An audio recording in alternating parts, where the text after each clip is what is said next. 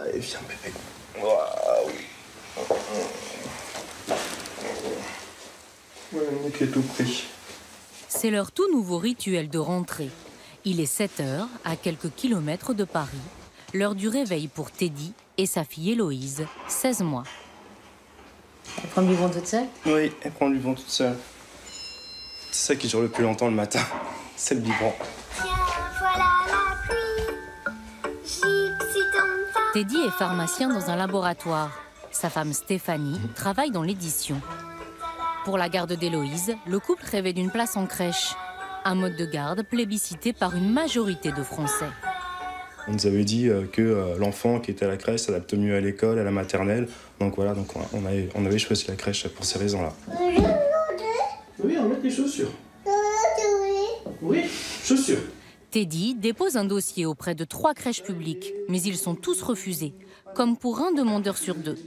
Le couple angoisse jusqu'à ce qu'une amie leur parle de l'ouverture près de chez eux d'une crèche privée. On a fait une demande d'inscription par email, donc on a attendu la réponse, qui est arrivée quand même assez vite, hein, en 2 semaines. Et quand vous avez appris ça, c'était la bonne nouvelle qui est tombée du ciel? Oui, c'était un peu l'inattendu. Je peux vous dire qu'on a ouvert le champagne. Cette crèche privée se trouve à Cergy-Pontoise, sur le chemin du travail de Teddy. Elle vient d'être inaugurée il y a 15 jours. C'est la première journée complète. Donc là, c'est la grande séparation pour nous. Héloïse est gardée de 8h30 à 18h30 pour 500 € par mois. Les enfants, Bonjour. Teddy paye le même prix que dans une crèche publique. Le tarif de la crèche privée, encadré par sa caisse d'allocation familiale, est calculé en fonction de ses revenus. Bisous. Séparation difficile? Oui, c'est toujours difficile. Au revoir. ce soir, Papa. les bébés chouettes se mirent à réfléchir. Toutes les chouettes réfléchissent beaucoup. Je crois qu'elle est partie chasser, dit Sarah. Pour nous rapporter à manger, dit Rémi. Je veux ma maman, dit Lou. Des entreprises de crèches privées, il en existe aujourd'hui une vingtaine en France. Un marché en plein boom qui surfe sur la pénurie de places dans les structures publiques. Son chiffre d'affaires croît de 40% par an. Et le pionnier français emprunte son nom à une histoire pour enfants. Nous allons vous décrypter la saga de ce géant des crèches privées.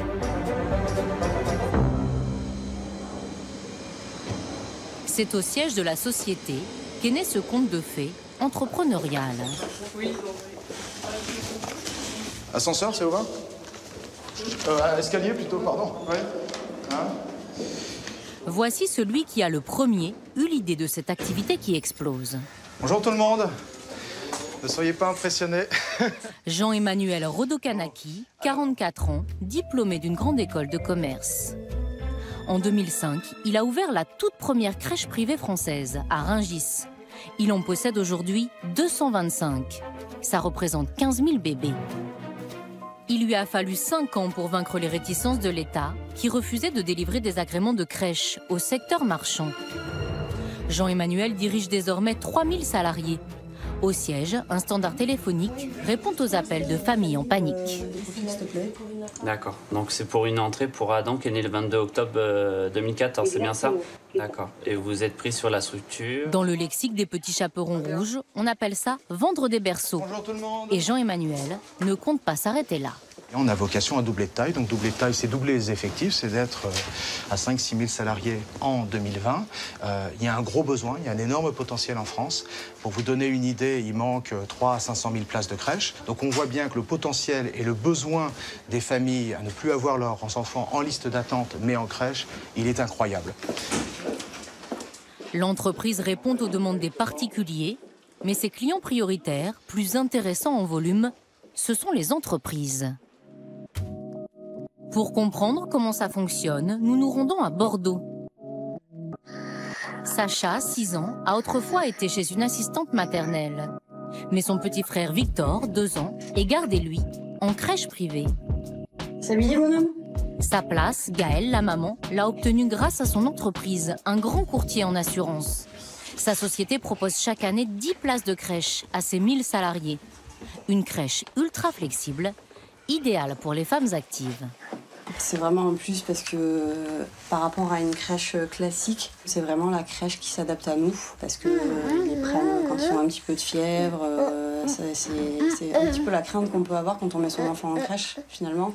Parce qu'on sait que dans certaines crèches, dès qu'ils sont un petit peu malades, ils ne nous les prennent pas. Et là, c'est absolument pas le cas. Salut, bisous à Sacha.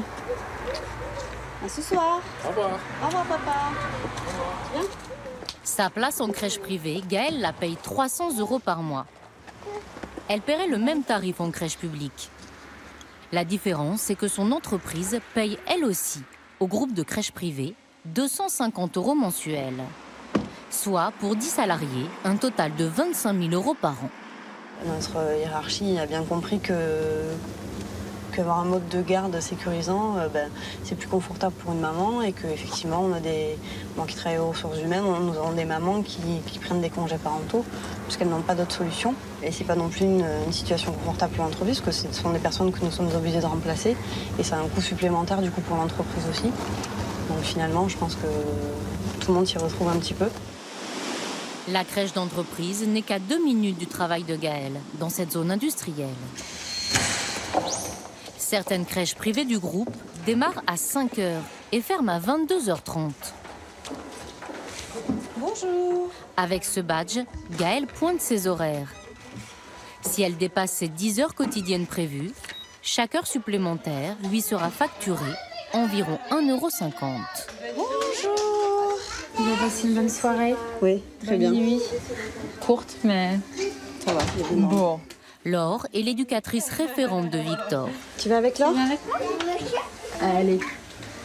Bonne journée. À ce soir, Victor. À ce soir. Comme dans les crèches publiques, ces professionnelles, en CDI, sont toutes diplômées. Elles ont étudié entre 1 et 4 ans pour être éducatrices, puéricultrices ou infirmières. Elles gagnent en moyenne 1 500 € net et ont 5 semaines de congé contre 7 dans le public. Chaque matin, c'est en tout petit groupe que se déroulent les ateliers. Alors, on va faire un crumble aux pommes. On va éplucher les pommes et on va faire une pâte sablée. Regarde, c'est quoi ça? Oh, c'est bien. Non, c'est pas du fromage, c'est quoi? Du beurre. Voilà, alors on met du beurre. Alors, on a maman du beurre. Voilà. Prends un autre, Théo. Voilà, et maintenant, on mélange comme ça. Vous voulez mélanger avec les doigts? Visiblement, Théo n'a pas très envie de malaxer la pâte avec les doigts. Enlevez la pomme. Et il n'est pas question de le forcer. On est toujours dans la proposition. Par exemple, dans l'autonomie, c'est une proposition. S'ils ne veulent pas faire seuls, on est là pour les accompagner, pour les aider. Le respect du rythme de l'enfant, pour nous, est essentiel. Et s'ils n'ont pas envie de faire, il n'y a aucune obligation. Et regarder, c'est aussi participer à leur façon. Voilà. Allez, tu vides dans le saladier. Oh. Dans le saladier. Voilà. Un suivi personnalisé de chaque enfant. Allez, je t'aide. J'adore les pâtes, Sophia. Selon les employés, c'est loin d'être le cas partout, privé ou public. C'était parfait. Vous avez connu des crèches où justement c'était plus directif avec les enfants? Ah ben oui, c'était même pas directif, c'était un enfant qui était en train de jouer seul, une éducatrice qui venait le chercher, allez viens, on va faire de la pâte à modeler, et qui n'attendait pas sa réponse, qui l'interrompait en plein jeu, alors qu'on sait très bien que un jeu que l'enfant a choisi lui-même, c'est comme ça qu'il apprend, c'est en jouant, et donc il a ses expériences à faire. Et s'il a choisi ce jeu-là précisément, c'est pas dire viens faire de la pâte à modeler, ça c'est l'envie de l'adulte et c'est pas du tout comme ça qu'on travaille ici, quoi. Bonjour la terre. Bonjour le soleil. Allez, on se relaxe. Ici, pas d'ordre ni de cris. On va même jusqu'à prôner le yoga pour bébé. On ferme les yeux et on respire.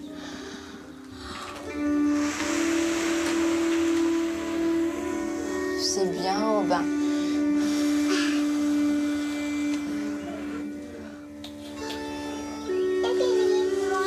Allez, on saute. Mais derrière cette zénitude affichée, le groupe privé veut que le business des bébés soit une activité rentable.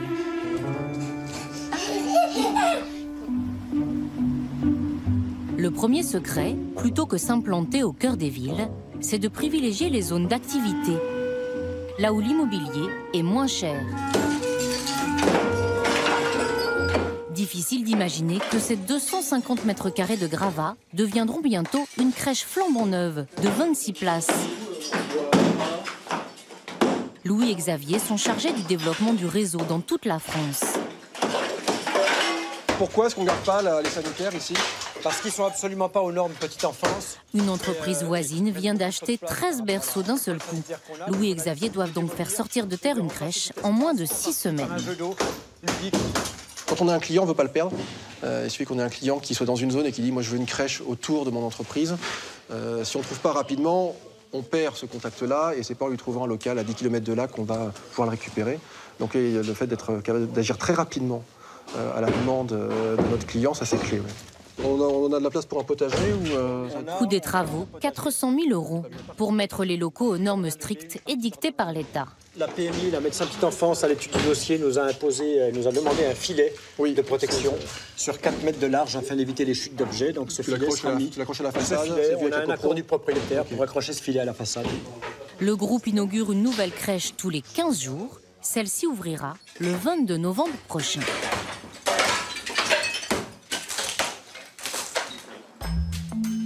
Et lorsqu'une crèche est inaugurée, il faut la rentabiliser et la remplir. Nous retournons à Cergy-Pontoise. La crèche qui accueille la petite Héloïse n'a pas encore vendu toutes ses places. Et un berceau vide, c'est un manque à gagner. Laure, la directrice, se transforme donc en chef d'entreprise. Avec ce logiciel, elle gère en temps réel le taux de remplissage de sa crèche. Dans les contrats, on va demander aux familles de s'engager à nous donner le nombre de congés qu'ils souhaitent poser. Là, par exemple, sur les familles qui sont accueillies ici, je sais qu'au mois d'octobre, j'ai 3 familles qui vont poser des congés une semaine. Laure pourra donc proposer de l'accueil occasionnel à des familles sans mode de garde ou qui souhaiteraient par exemple sociabiliser leur enfant en crèche un seul jour par semaine. Avec cette méthode et cette flexibilité, les lits sont remplis toute l'année. Une place est même occupée par 1,3 enfants en moyenne. Et désormais, les entreprises ne sont plus la seule cible. Pour gagner des marchés, le géant des crèches privées séduit également les municipalités. C'est le cas de la ville de Bordeaux, qui délègue la gestion de ce service public. Dans le bureau de cette crèche, la directrice et son adjointe posent fièrement en photo aux côtés du maire de Bordeaux. Ce jour-là, elles reçoivent la visite de Stéphanie. Bonjour. Bonjour Stéphanie. La coordinatrice du groupe pour la région Ouest. Je viens voir et faire le point avec vous par rapport à la semaine du goût. Ah ben on était en train d'en parler avec Anne-Sophie. Vous avez pensé inviter la coordinatrice petite enfance de la ville de Bordeaux? Oui, je vais l'appeler et puis lui en parler. Elles invitent la mairie par courtoisie, mais désormais c'est le groupe privé qui gère cette crèche municipale. Pour certaines municipalités, c'est un choix de ne plus avoir à gérer un service petite enfance ou parce que c'est facilitant de pouvoir porter vers quelqu'un d'autre une gestion de professionnels, de recrutement et d'un service à donner aux familles. C'est-à-dire que les villes se disent que le service sera mieux rempli Pas mieux rempli, mais elles se déchargent de certaines fonctions du service petite enfance. Allez, vas-y. Un contrat signé pour 4 ans suite à un appel d'offres. Les plumes qui chatouillent les pieds. La mairie garde le libre choix des familles. Tu continues, Lou? Tu vas jusqu'à la maison? Mais pour décliner son projet pédagogique, le gestionnaire de crèche privée est seul maître à bord. Ouh, vas-y. Alors, aujourd'hui, on va faire un petit atelier sur les nems. Est-ce que vous savez ce que c'est? Rien à voir avec une spécialité culinaire asiatique. Oui. Donc, ce sont les niveaux d'évolution moteur qui ont été décrits. Avoir une psychomotricienne, ça n'est pas obligatoire pour une crèche. Kitri apprend au personnel à se mettre dans les positions du bébé pour comprendre comment le stimuler. Allongez-vous complètement. On repasse au stade du bébé. Alors, de quelle manière il positionne-t-il ses jambes? Comme ça? Voilà, il est un peu plus en grenouille. Il est en grenouille. Et pour ramper, il fait comment? Le credo du groupe, c'est de laisser les enfants se mouvoir librement. Voilà, c'est la position du chevalier servant où l'enfant va prendre appui sur un pied et sur un genou et il va se redresser. On n'a pas de transat, on n'assoit pas les enfants qui ne savent pas s'asseoir tout seuls, on ne met pas un enfant debout qui ne sait pas se tenir debout, donc on a une pédagogie très spécifique et il faut pouvoir l'expliquer et la comprendre aussi. Ici, on assure que ça n'est pas le rendement qui prime. Chaque puéricultrice s'occupe de 6 enfants, contre 8 dans les crèches publiques.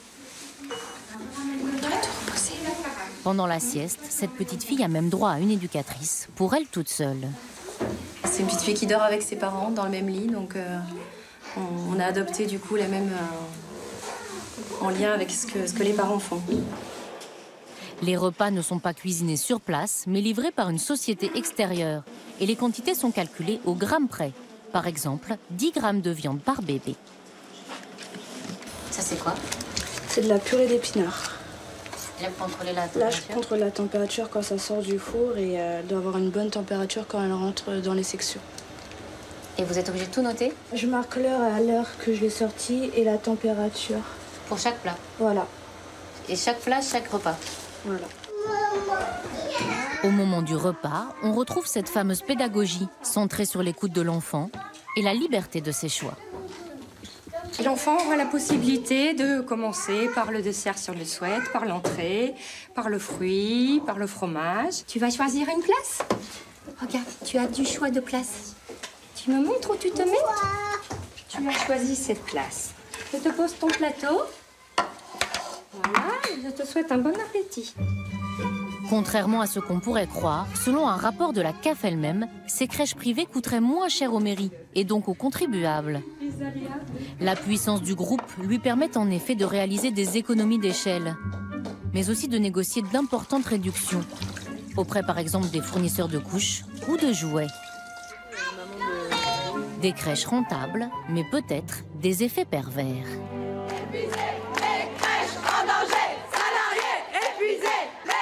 Aix-en-Provence, en juin dernier, les puéricultrices voient rouge, comme leur logo. 200 salariés du groupe manifestent pour se plaindre d'un manque de moyens et d'effectifs. Dans cette ville, le gestionnaire de crèches privées gère 22 établissements en délégation de services publics pour 14 millions d'euros. Nous avons rencontré ces 2 jeunes puéricultrices. Elles ont travaillé 3 ans dans une crèche privée du groupe, gérée pour le compte d'une grosse municipalité du Val d'Oise, avant de démissionner. De peur d'être pénalisées dans la suite de leur carrière, elles témoignent à visage caché. À la sortie de l'entretien d'embauche, on se dit qu'on a décroché un boulot magnifique, le job de rêve, qu'on va enfin pouvoir faire le métier qu'on aime dans une crèche fabuleuse. On nous vend du rêve. Les puéricultrices avaient démarré avec 15 bébés. Mais très vite, les effectifs ont grimpé à 24 enfants. On n'a pas un agrément PMI de 24 enfants. On ne peut pas accueillir 24 enfants pour dormir. Donc on nous dit, s'il n'y a pas de place, tu les mets dans le couloir. Les conséquences sur les enfants sont que leurs lits sont tous collés. Les lits matelas étant plus souples, on pouvait mettre le bout du lit matelas sur un autre lit, donc superposer les bouts de lit des enfants pour gagner de la place. Mais en début d'année, on avait des lits à barreaux et comme ça prenait trop de place, on les a retirés. On les a tous mis dans les lits matelas, qu'ils soient grands ou pas grands, ils étaient tous après dans les lits à même le sol en fait. Surbooking de bébés, manque de jouets, couches et matériel rationnés, les jeunes femmes déchantent. À la fin de la semaine, on n'a plus de gants. De toilettes pour changer les enfants. Ça fait au moins 10 ans qu'elle a ouvert la crèche. Et c'est toujours les mêmes draps. Mais les élastiques, à un moment, à force de les entourer, ils sont morts. Et les bavoirs, c'est pareil. Les bavoirs, ils n'ont plus d'élastique. Donc finalement, le bavoir, il arrive là, à l'enfant. Moi, je vois pas en quoi ça protège. Et puis le jour où c'est fromage blanc, c'est bon, il y en a partout. Hein. Les bavoirs, ils servent à rien. Ils arrivent ici, fromage blanc. Ça coule. C'est comme s'ils n'avaient pas mis de bavoir, les enfants. Moi, ce qui me choque vraiment, c'est que je sais qu'il y a des budgets. LPCR a de l'argent. Mais on ne le voit pas. C'est pas les enfants qui le voient. C'est pas nous non plus. Donc qui le voit? Pour se défendre, le groupe répond qu'il hérite parfois de locaux et d'équipements municipaux vieillissants. Mais il s'agirait de cas isolés. Selon un sondage interne, 93% de ses salariés seraient satisfaits. Et rien n'arrête la volonté d'expansion du géant des crèches privées. Il est 4h30 et ce ne sont pas leurs parents, mais des artistes, salariés ou bénévoles, qui viennent récupérer ces enfants à la sortie de leurs écoles. Mais c'est où? En partenariat avec Montmartre, une association culturelle, les Petits Chaperons Rouges proposent désormais goûter, aide aux devoirs. 2 plus 6. 8. Ça, c'est pour que vous gardiez tous vos poils. Parce que le plâtre... Puis jusqu'à 20h, ateliers artistiques à des enfants qui ont dépassé l'âge d'être en crèche, mais dont les parents travaillent tard, comme ceux de Juliette et Rosalie. Qu'est-ce qui te plaît en particulier? De faire les devoirs, d'avoir des copains, de faire des ateliers qui nous plaisent. On s'amuse beaucoup et en même temps ça arrange les parents et on ne se fait pas garder à la maison, des choses comme ça. Avec la nounou, on reste à la maison, on est avec ma sœur et on ne voit pas beaucoup de personnes. Ah, ça tire un peu. Hein. Selon les revenus des parents, l'atelier artistique coûte entre 10 centimes et 10 € de l'heure. Bon, il y a quelques cheveux qui sont passés, mais bon. Une dizaine d'antennes existent déjà en France. La maman de Rosalie, restauratrice, paye 100 € par mois. Une fois et demie plus cher que l'étude. On sait que les bénévoles sont très sympas, ils sont jeunes, les enfants ils aiment ça, ils sont intéressés par les activités qu'on leur propose, donc c'est un vrai soulagement pour les parents. C'est vraiment une très très bonne formule. Si dans le conte, le petit chaperon rouge se fait manger par le grand méchant loup, dans cette success story économique, c'est lui qui veut dévorer tout le marché de la garde d'enfants.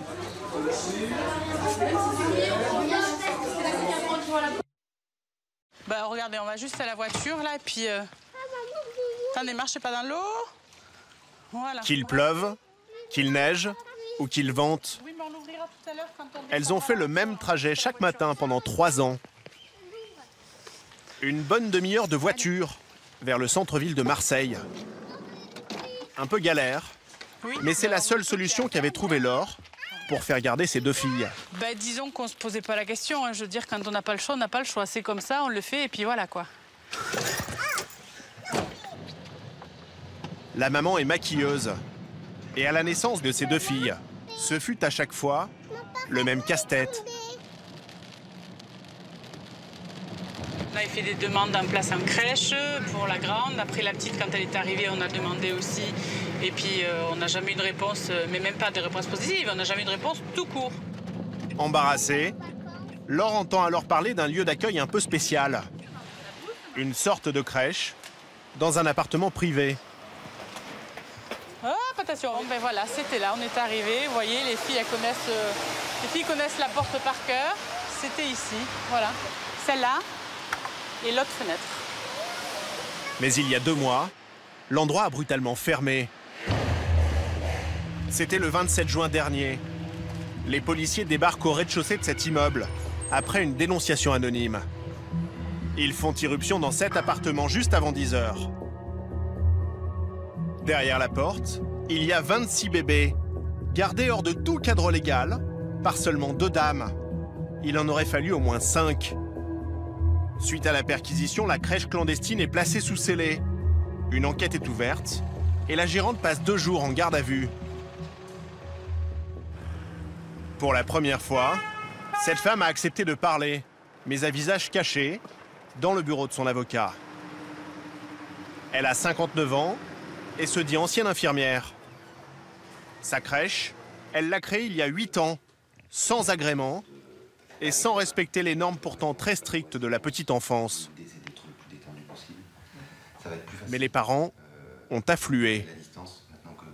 Il y a eu un bouche à oreille, donc je pense que ce travail, ils en étaient contents, satisfaits, et les enfants y étaient bien. Ce lieu était vraiment destiné pour eux. Au fur et à mesure, on allait acheter, enfin moi j'allais particulièrement, j'aimais beaucoup m'occuper de ces enfants et je leur aménageais des petits coins régulièrement. 2, 3, 5, jusqu'à 20 enfants. Au fil des années, elle s'improvise directrice de crèche. C'est ainsi qu'elle gagne sa vie, jusqu'à son arrestation. J'ai eu l'impression d'une grande injustice. J'ai l'impression qu'on me prenait pour Madame Thénardier, alors que vraiment, tous les parents me demandaient tout ce qu'ils voulaient et j'accédais à toutes leurs demandes. Et je faisais vraiment le maximum. Alors, quelles étaient les conditions d'accueil des enfants dans cette crèche clandestine? 2 médecins de la PMI, la protection maternelle et infantile, inspectent les lieux le jour même de la perquisition. Nous nous sommes procuré leur rapport. Il est accablant. Premier problème, le manque de place. Seulement 2 pièces de 50 mètres carrés pour accueillir 25 enfants en moyenne. Dans cette chambre exiguë, pas moins de 6 lits parapluies, 2 lits à barreaux et 6 transats. La pièce est surchargée, sans espace entre les lits permettant d'atteindre les enfants. Deuxième point, un confort et une hygiène limite, comme dans la petite cour à l'arrière de l'appartement, où jouaient les enfants par beau temps. Les jouets sont sales, manifestement non lavés et laissés dehors. Autre problème, les normes de sécurité pas vraiment respectées. Les prises électriques sont accessibles aux enfants. D'après la PMI, la crèche clandestine était donc loin des standards des crèches municipales. La nounou, elle, conteste ces accusations. Moi, je pense qu'on était à même de s'occuper de tous ces enfants dans la mesure où les parents étaient conscients et présents et voyaient bien que tout se passait bien, que nous étions très organisés, que nous faisions notre travail correctement et que tout se passait très bien. Les parents, nous aurions voulu les rencontrer, mais tous ont refusé de nous répondre. À l'exception de Laure et de ses 2 filles. Voilà.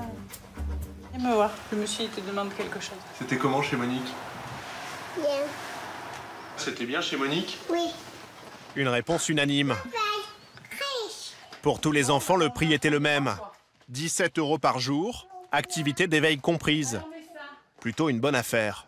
Donc voilà la chambre des filles. Qu'est-ce que tu as fait chez Monique, toi, comme dessin ici? Et si tout n'était pas dans les normes, là n'était pas l'essentiel pour la maman. Un escargot? Elles étaient bien. Ah oui, bah oui, carrément. On n'avait aucun doute. Non.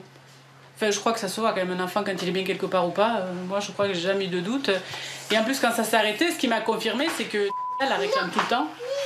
Qu'elle veut la voir, qu'elle veut voir ses copains, qu'elle veut repartir là-bas pour jouer, Depuis 8 ans, la crèche clandestine connaissait un succès jamais démenti. Des ingénieurs, des avocats ou des médecins faisaient ainsi garder leurs bambins. Et la crèche de Monique était devenue un bon plan connu de tous, y compris des autorités. Car la PMI s'était déjà rendue à 2 reprises dans cette crèche clandestine, en mars 2008, puis en novembre 2009. Et à l'époque, ces rapports n'étaient pas accablants, bien au contraire. Les enfants sont calmes et souriants. L'hygiène du matériel et de l'ensemble de l'appartement est très satisfaisante. La PMI aurait donc fermé les yeux sur l'existence de cette crèche clandestine. Au Conseil général, l'élu en charge de la petite enfance n'est pas très à l'aise lorsque nous ressortons les 2 premiers rapports. Il n'aurait pas fallu faire fermer cette crèche clandestine? Au terme légal, probablement, monsieur. Oui. Il y a eu une faute? Oui. Une erreur. Il y a eu une faute des autorités? Une erreur. Je veux bien l'admettre, pas au-delà. Pas au-delà, parce que c'était mettre immédiatement, de nombreuses familles en difficulté. Traduction, difficile de fermer une crèche qui tirait d'affaire de nombreux parents, si clandestine soit-elle. Et à Marseille, elle n'était pas la seule. Une autre structure a fonctionné pendant des années, et son adresse n'était pas franchement discrète. La Canebière. Bonjour. Pour tous les enfants, elle est Tati Hélène. Ils viennent encore aujourd'hui lui faire un bisou de temps en temps. Pourtant, sa crèche clandestine est fermée depuis le 16 juillet dernier. Ici aussi, les policiers ont fini par intervenir. Louise a été élevée pendant 3 ans et demi chez moi et Ninon, elle est venue à 3 mois et voilà. Elle en a 9, presque 10 aujourd'hui. Depuis 6 ans, Hélène accueillait une quinzaine d'enfants pour gagner sa vie. Environ 2 500 € net par mois. Son appartement personnel, elle l'avait équipé comme une vraie crèche. Donc il y avait des petits livres, il y avait des CD, il y avait des jeux, des puzzles, vous voyez, pour tout âge. Voilà. C'est quel investissement Dans les jouets, ouais. Dans les jouets, si je dois calculer, j'en ai peut-être pour 3 000 €. D'accord. Et pour le mobilier? Les chaises hautes et les transats, il faut que vous comptiez 150 € pour un transat. J'en ai 6. Les chaises hautes, c'est à peu près une centaine d'euros. J'en ai 14. Les lits parcs, c'est à peu près 120 €. Voilà. Je l'ouvrais. J'en ouvrais comme ça 14. Et puis, ils dormaient tous. Il y en avait 3, 4 là. Il y en avait un chez mon fils, un dans le couloir, dans la salle à manger, dans ma chambre. Voilà. Toutes les pièces de son 130 mètres carrés étaient utilisées pour s'occuper des bambins. Ici que vous changiez les enfants? Je changeais et là-bas aussi. Vous avez le matelas. On avait 2 tables à longer. Voilà.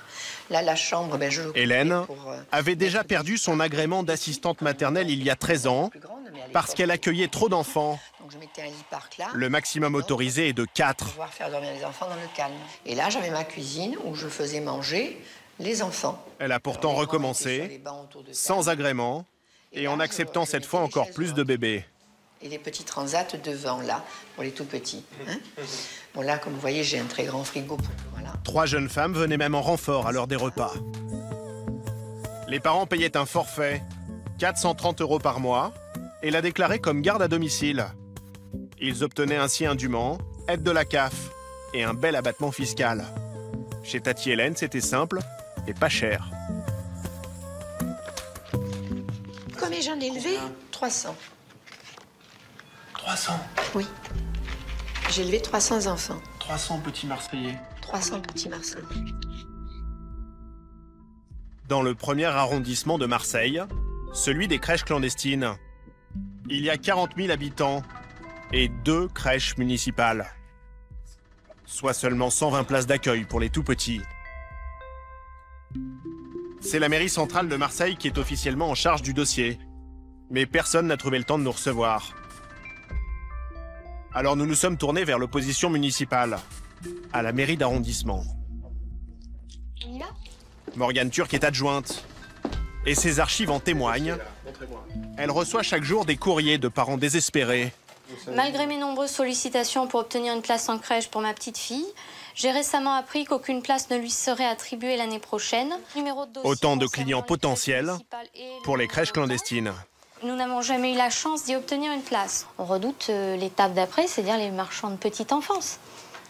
Des gens qui vont repérer ce créneau, c'est-à-dire toute cette masse de parents qui sont pris à la gorge, c'est un créneau pour quelqu'un de mal intentionné ou de peu scrupuleux, mais qui sent qu'il peut en tirer quelques pièces. Ça peut devenir un business. Évidemment. Ok. Une crèche clandestine, ça peut effectivement rapporter gros. C'est dans cet immeuble cossu du centre-ville que vit Monique. La nounou qui prenait en charge jusqu'à 25 enfants. Oui, bien sûr. Ah bah super, ouais. Moulure, parquet, cheminée et même un piano à queue. Les enquêteurs ont eu accès à ses relevés bancaires et selon eux, sa crèche lui aurait permis de gagner la coquette somme de 6 000 € net par mois. Je n'ai aucun enrichissement, je n'ai pas de véhicule, je suis locataire d'un appartement, propriétaire d'un autre que je n'ai pas fini de payer. Donc il faut arrêter de me prendre pour ce que je ne suis pas. C'est pas parce qu'il y a un grand appartement que je loue depuis 18 ans quand j'étais en couple que je me suis enrichie. Donc non, voilà. Alors si on le prend sous cette forme-là, je vous dis tout de suite c'est non. Voilà.